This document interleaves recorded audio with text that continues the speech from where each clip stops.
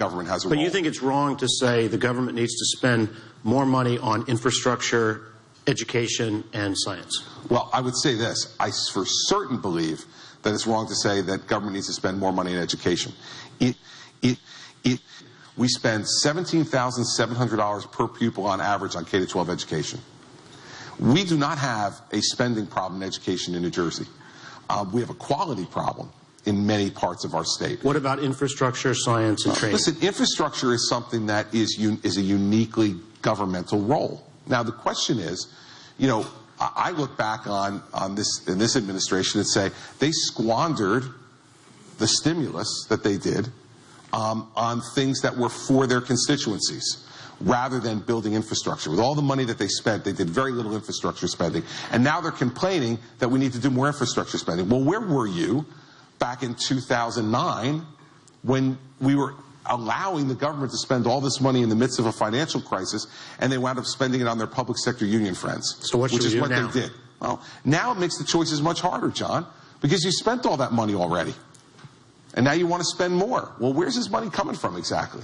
You know, we do need at some point to take a deep breath and say there is a bottom to this.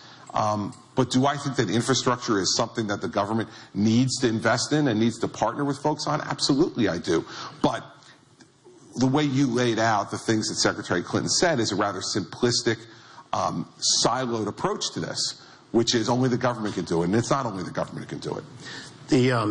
Speaking of hitting the bottom, a lot of people in your party, when Obama came in and took the actions that he took, said we're going to have huge inflation, we're going to have people are not going to lend us money anymore, the economy's going to crater, we're going to become Greece. That hasn't happened. The economy is recovering. The stock market is up.